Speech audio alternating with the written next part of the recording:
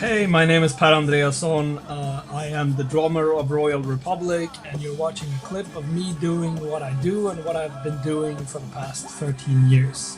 But before that, I had a previous life being a percussion student, and in that life, I wrote this piece called Tinplay, and that's what we're going to talk about today.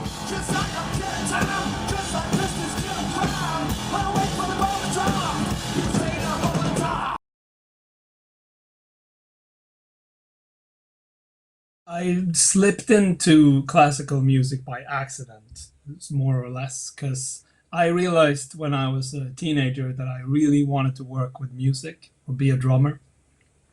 And my teacher, this great man, kept saying, like, you should learn to play all of the percussion instruments like marimba and timpani and all that stuff, because then you are much more likely to sustain yourself as a musician. But then as my education progressed, the Swedish system sort of split it up. So you couldn't be a rock drummer and a classical musician. I thought when I was nearing the end of my university masters, I started to feel really restricted in classical music. And I realized that being at the back of a symphony orchestra, taking orders from a conductor was not really my thing at all. And I had so many classmates that were all about it that I realized that I will never get a job in a symphony orchestra. When I wrote Tinplay, that happened because we were playing all these pieces in the percussion ensemble, and I was apparently always complaining about the way they were composed. If there was a cool section, I wanted more of that cool section, but it only appeared once in the whole piece, and it never developed. And then there was this other section that had nothing to do with the previous section. And I was like, every time we had a percussion rehearsal. And my friend in the ensemble said, like, dude, why don't you write something of your own if you're like this, if this bothers you so much? Write something better. And I was like, all right. And then I went off for a summer and I composed Tinplay. And I really wanted it to be about beat, and I really wanted it to work on many different levels. I wanted it to be complex for the nerds like myself. I wanted the drum corps guys to get into it and be able to think that, hey, this is really intricate and cool. And I wanted a normal person who had no perception of what was going on to still be able to say, yeah, this is cool. And the easiest way to do that is to put a backbeat.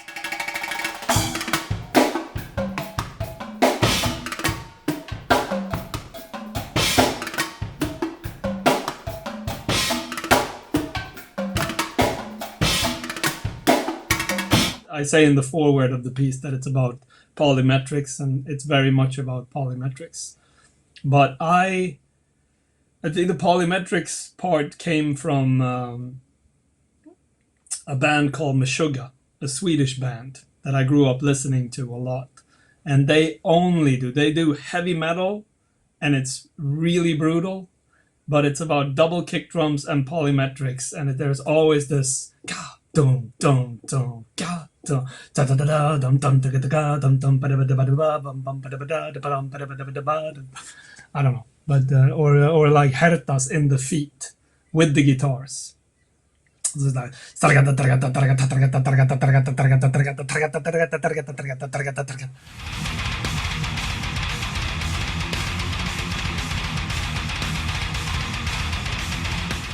and I thought that was really cool, and I was so fascinated by how that whole thing worked that I listened to that to the point where I could do it myself.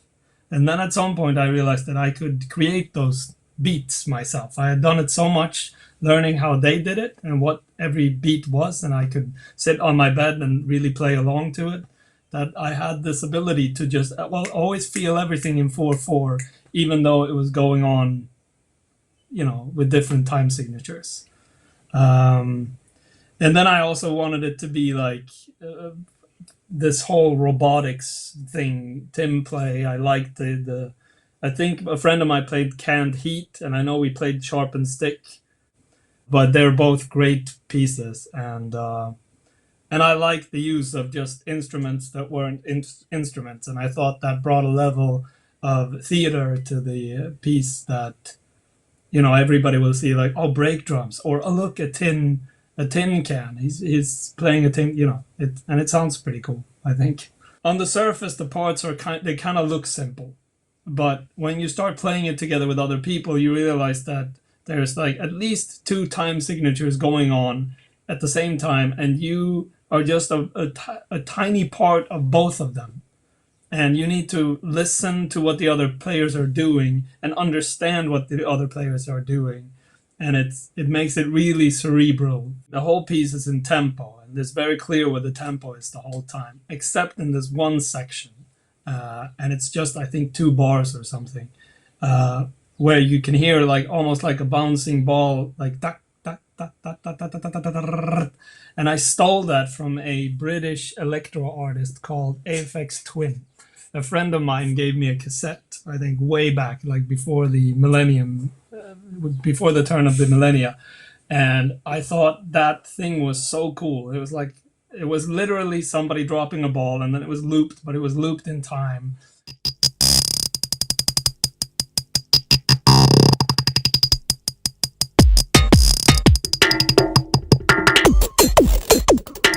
And there's references to Predator in there, the movie from 1984 as well, with Arnold Schwarzenegger. Like when you have this heat vision thing, it's in there. There's this theme going go go go go go go go go go go go go.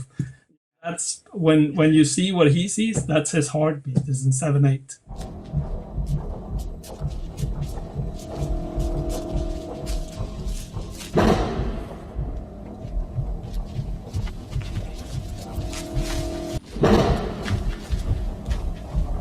What I want people to get out of this is just to listen to each other, and that the sum of all parts are bigger than the one person.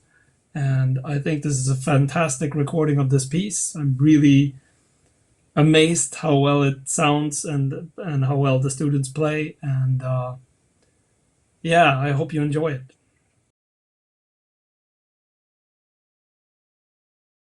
Hello, my name is Yuru, and I play Percussion 1. For my part, I have several things, the star of which are these beautiful tin cans over here. As you can see, some of them are pretty worn out from all the drumming and all. I even had to replace one of these cans with a new one here, just so that they all still sound very good. In addition to these cans, in front of the cans, I have a set of woodblock setup, alongside 2 cymbals, a China cymbal and a splash cymbal, as well as a hidden little crotale right beside for convenience. To finish up my setup, I have a hi-hat set on my left, as well as a pair of bongos. Hi, my name is Chaeyeong. I'm playing percussion too. In my setup, I have 1 bass drum here, 1 kick drum below me, and 4 toms in front of me. Alongside that, I have 2 sets of pitched woodblock here, and additionally 3 pipes that were added by me. Finally, I have 5 tin cans, which are chocolate powder and milk powder tin cans. Hi, my name is Pete. I play percussion 3. So I will introducing my setup. My setup, I have a lot of metal stuff. So the first one is metal pipe, and another set over here, and tin can, an amazing seal bell, and also have the tom-tom, boom bam, and the last instrument is bass drum. Hi, my name is Phat. I play percussion 4, and this is my setup. My setup is combining of drum and metal. So I have two small drum here called boom bam, 1 snare drum, 1 tom-tom, and for the metal things, I have 2 metal pipes here, 1 metal plate, and seal bell. Lastly, I have hi-hat on my right. Tinplay is all about relationships. Pairs of players interact and collide throughout the work.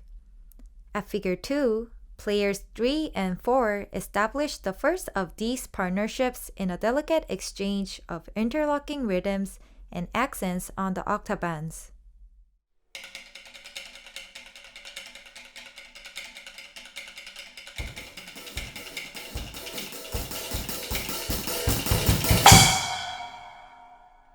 Players 1 and 2 also have their share of moments together.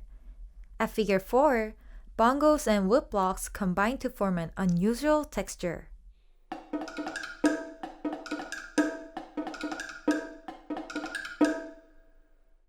One of the many fun aspects of this piece are very tricky overlapping rhythmic patterns. Just before figure 9, for example, you'll hear my complex pattern of 7 beats repeating over and over.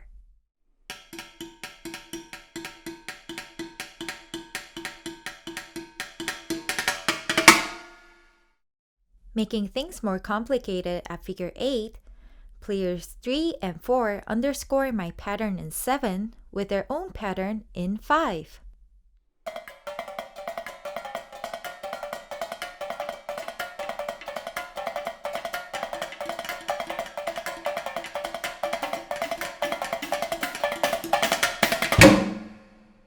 At figure 22, players 3 and 4 enjoy a back and forth conversation with players 1 and 2.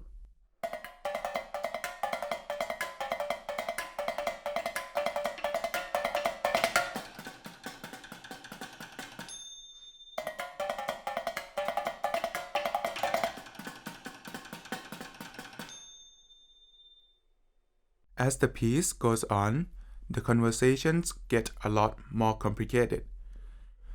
Player 3 and 4 combine on a hypnotic pattern on metal pipes that continues over changing meters.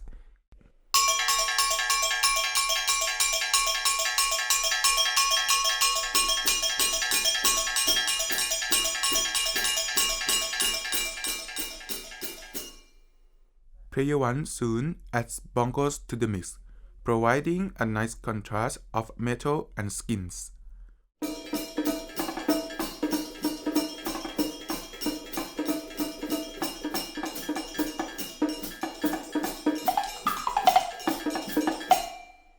Player 2 then takes the spotlight, soloing over the unusual accompaniment.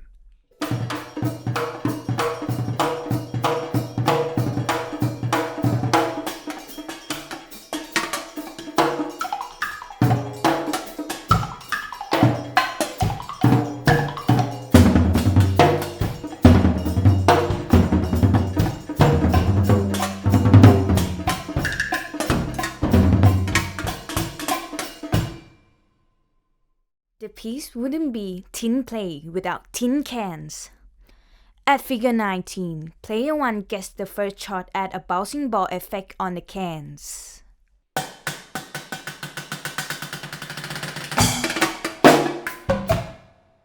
Next, it's my turn at figure 20.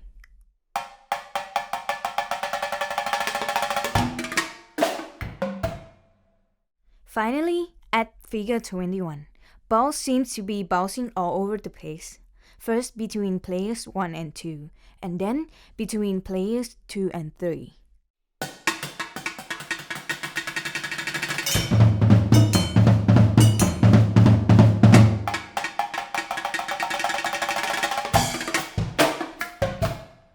At the heart of this piece is rock and roll. It was composed, after all, by a rock drummer. You can hear its influence in both short sections and extended grooves. A short snippet just before figure 3 foreshadows that rock and roll feeling.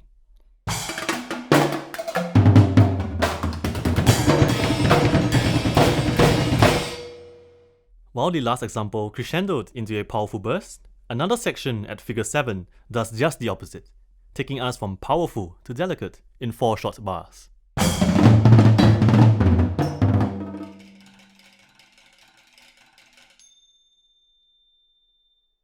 Here and there, rock and classical get jumbled together in a sophisticated blend of cross rhythms and dynamics.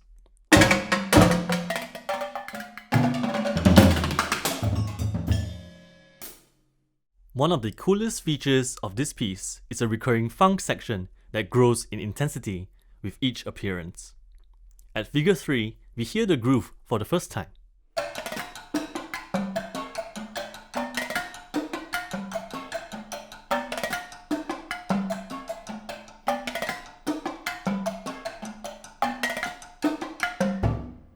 By the time figure 9 rolls around, the funk section has developed into something louder and more complex.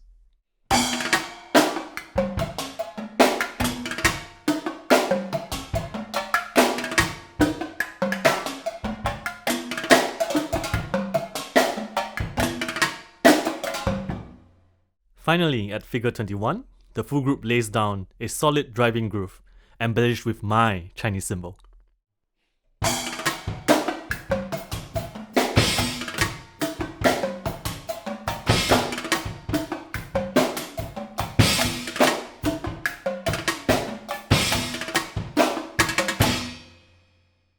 At figure 25, everyone finally comes together in a virtuosic section that requires great technique, incredible concentration, and serious communication. The rock feel continues over 10 beats to a bar, then 8, then 7, then 5, then 4, and then 5 again, leading to a powerful climax that you can hear only in the complete recording.